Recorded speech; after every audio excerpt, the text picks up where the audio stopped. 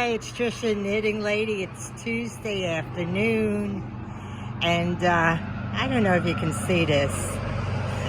I'm so nosy. I really should make people laugh with my nosiness.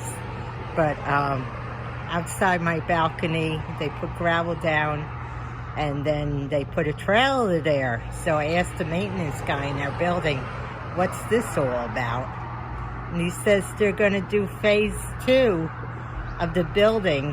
When I first moved into this apartment 3 years ago, they talked about they were going to add on to the building. And that's going to be the basis of the construction crew. So that's it. And I said, why gravel? And he goes, well, that's a good foundation to put a trailer on. So, they haven't put stairs to get into the trailer yet because I walked around and looked at the front of it. Like I said, I'm nosy. See? There's the trailer. In a way, I'm glad I'm moving out. I know I have another month and a half, a little bit more than a month and a half, because it's going to be noisy. Hi, this is the third time again. I listened to what I was talking about before, and I thought to myself, they're going to take me the wrong way. You got to remember, Trisha the Knitting Lady. I mostly do a lot of things for comedy. And they always say comedians come from a twisted background. And in many ways, I do. I grew up being bullied, put down, criticized, and there's ways of reacting to that. And my way was to make fun of it. And you get to the point that you don't care. Good. You don't like the way I look? Don't look at me. You know, you can almost turn anything around. So, you know, and people, they don't know what to make of me, which is okay. As long as I make people smile and make people laugh, I don't care. I don't live a traditional life. I've never did. I've had to learn to pretty much fend for myself. I grew up in a household where my parents thought I was the one to take care of everybody. And they thought I automatically knew things. Well, how they thought that, I'll never know. Like I had all the answers. It's almost comical, you know.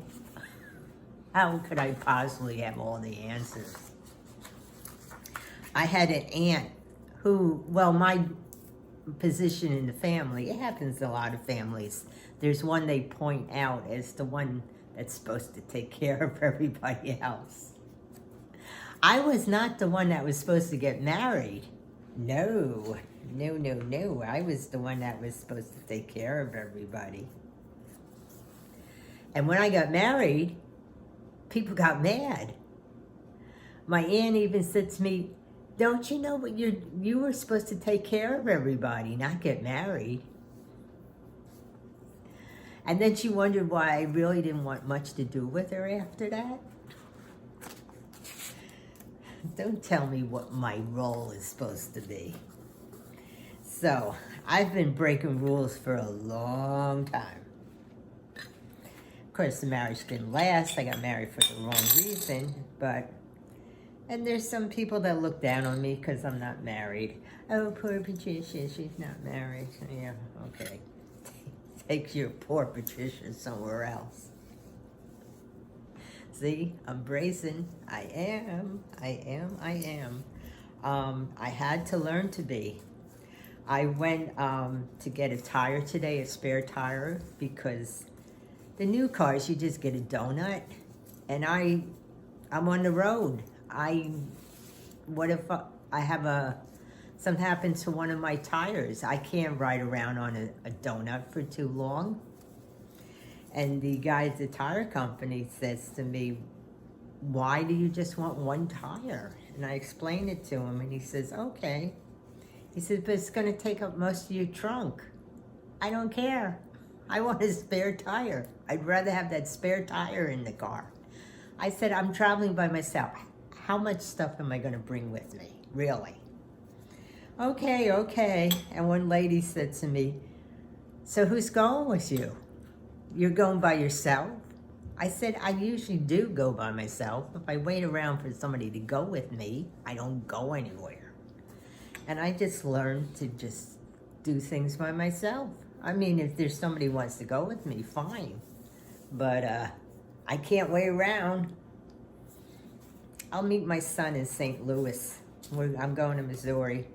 And then we got tickets for the one ball game. I have to get tickets tomorrow. It's supposed to go on sale tomorrow for Kansas City. So hopefully, keep my fingers crossed. If not, we'll just see the one game, but we'll probably be able to get tickets. Probably will just cost us a little more. But my son and I like to do that. We like to go to different places and see different baseball stadiums. So that's about it. Meanwhile, I'm trying to pack and go through things.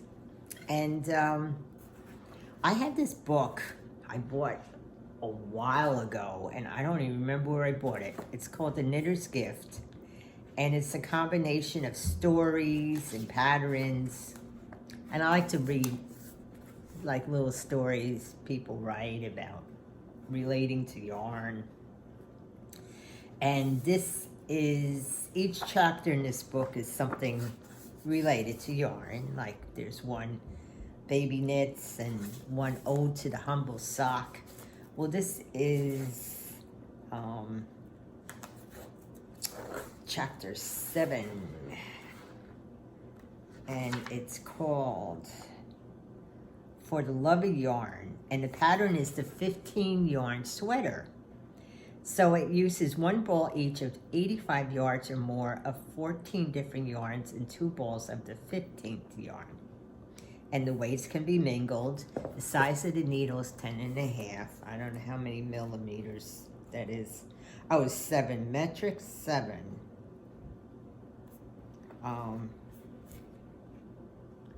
And 8, 10.5 and 8. Now they made into a cardigan. I'm going to make it into a regular sweater. It's going to be a combination of different yarns. And it's probably going to look a little unusual, but who cares? It's going to be my sweater. I'll wear it. I don't really stick to tradition. In fact, in high school, I used to design and make all my own clothes. And I'd like to get back into that. And I had wanted to do that for a career, to be honest with you, but life just got in the way. I just didn't have, I had to choose a major where I could still take care of my mother. My mother was sick for many years. Like I said, I was supposed to be the responsible one, take care of people. So I chose a major that would let me go to school, work, and still take care of people. And it also led to something else, which I will get to in another video. And because I had a little bit of an accident. And I recovered. I had a few operations, but I'm able to cope. Like I said, I'm very residual, what's the word? I remember a stupid nun. I went through 12 years of Catholic school. A stupid nun in high school, because I've always been a bit brazen, you know? And she didn't like me. She just didn't. Even though I graduated 8th in my class. Was no dummy. Went to the wrong college though, because I didn't have enough confidence. I could have went anywhere. Wound up going to a state college. Just didn't have the confidence. Oh, if we could only live life over, right? I think sometimes I'm making up for what I didn't do when I was younger. But she had the nerve to say to me that I would never amount to anything. So I had graduated college, and I don't even know how they got hold of my phone number. So the same nun calls me up. Geez, this must have been 10 years later, maybe, or not even. And she introduces herself, and I didn't even have the same, I had gotten married. And she said, "Do you remember me?" And I said, "Do you remember me?" And I told her my name. She goes, "Oh yeah, blah, blah, blah, you know." And she's asking me for money. Well, you're a graduate of the school. We're running a fundraiser. We could appreciate if you could donate so much money. I said, "Oh, really?" I said, "Do you remember what you said to me in high school?" And all of a sudden, I heard her almost like freeze on the other end going, "Oh." Yeah, she knew. She remembered what she said to me. I said, "Well, you told me I would never amount to anything. So what makes you think I have money to donate?" She goes, "I guess I better get off the phone." I said, "I guess you better, and don't ever call me again." You don't say that to people. People would say to me, "How did you have the courage to say that to her?" Because you don't say that to people. You'll never amount to anything. You'll never do this. You'll never do that. I don't care. You just don't say that to anybody. So I never gave money to the high school. And it's now closed. My one friend had called me up and she said, "You know, the school is being closed down." This was a couple years ago. And I said, "And?" Like I care. Not good memories from that school. I should have never went to that school. I should have went to the public high school down the street. So I don't have good memories from that school. I have some good memories of high school, but not from that school. So I was going through my stuff, and I ran across my marathon medals. Now, I lived outside of New York City, and I used to do the New York City Marathon every year. I did it for 15 years. I missed 1 year. I was not a runner. I'm a race walker. I'm a pretty fast walker. So my first marathon was in 1989. There's my medal. And my last marathon was in, where's my medal? 2004. And that's that. I missed 2003. That's the only year I missed. And after that, life got in the way, blah, blah, blah. And I was gonna do it again. But now, well, it was always a lottery, but I was guaranteed entry for a reason which I don't even think that's valid anymore. And I'll tell you about that in a minute. But what you could get in if you raise $1,500 for a certain charity, which I refused to do.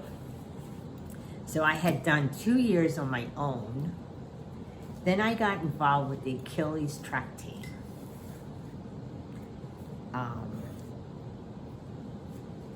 Achilles track team is organization. It's several countries of disabled runners, para-athletes, etc.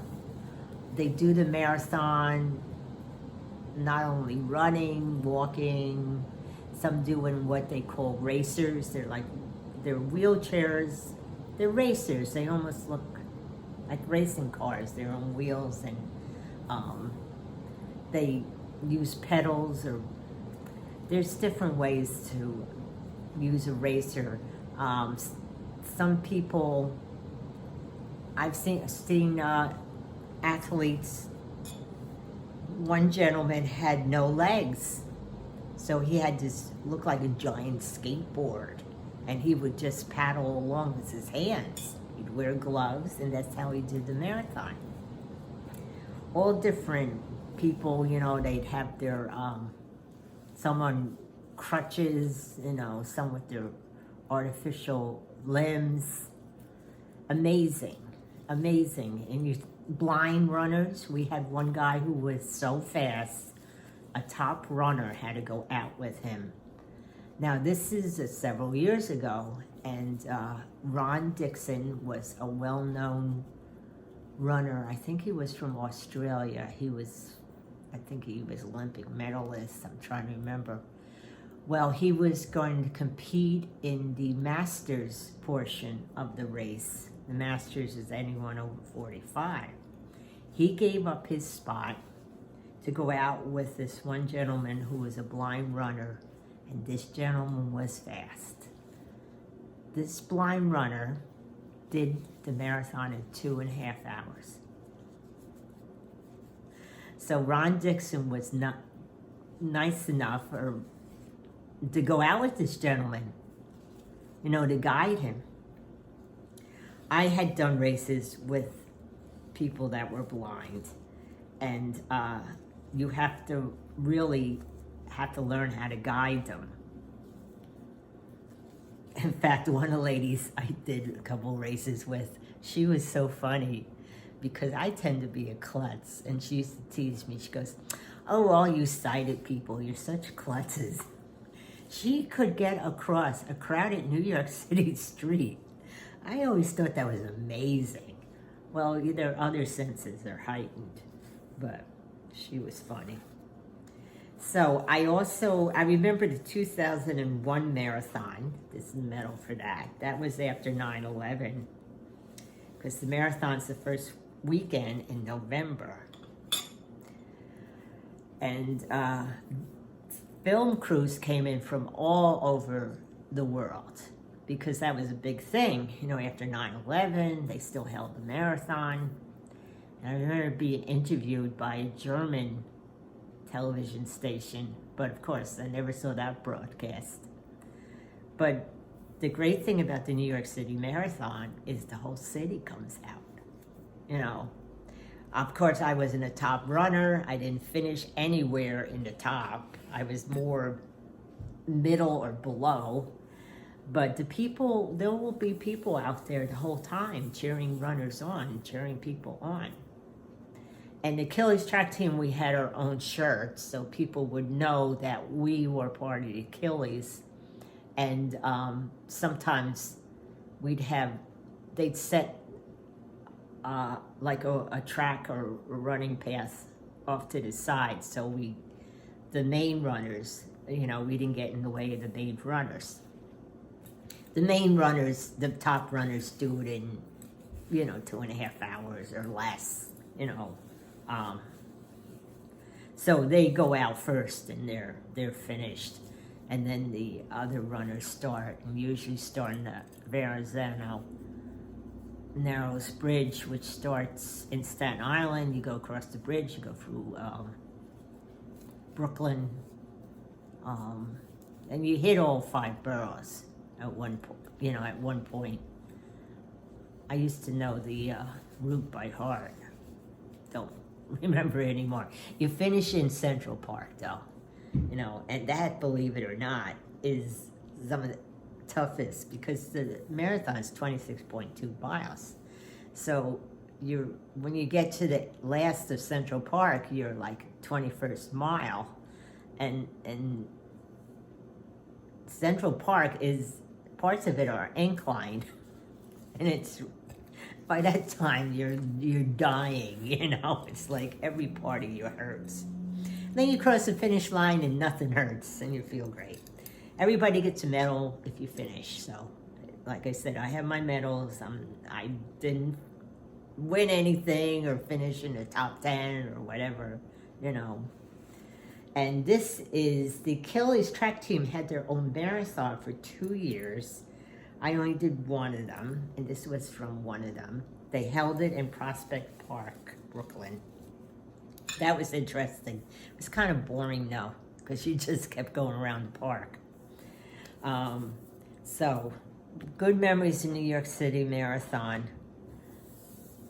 And I always said maybe I should do it again as Trisha the knitting lady and knit while I'm walking along. I could do that. In fact, that's how I started out, to be honest with you. I used to go to this one laundromat. I've lived different places, but this one place I lived didn't have a washing machine in the apartment, you know, wasn't allowed. So I had to go to a laundromat. So it was only a couple blocks away from me. And I used to stand there and wait for my wash to finish and knit. And the owner of the laundromat, that's what he started calling me, Trisha the knitting lady. And he says, you know, you'd be there talking, I'd be knitting, and he says, boy, you should have a routine. Now, if I could only remember his name, but I never remember names. I mean, I think any of you listen to me know I am terrible remembering names. But he was a pilot. I think he used to fly for American Airlines. And he had this as a side business, the laundromat. But I used to go to this laundromat all the time. So he's the one who started with Trisha the knitting lady. So I could walk and knit. Maybe I should write them and try to raise money that way, you know? What could I knit? A big long scarf, I guess? That would be something, you know? Or maybe even a shawl. I'd have to take something that wouldn't take too much effort, you know, not like stitches. You know what I'm saying, a straight knit or straight whatever. And people say, well, why didn't you do something with crocheting? Well, it's Trisha the knitting lady. It can't be Trisha the hooker, you know? Disappoint too many people there. So that's about it. I think I'm ending on a more positive note than I did in my previous video that you're not going to see because I erased it. So take care, everybody, and that's about it. Have a good night.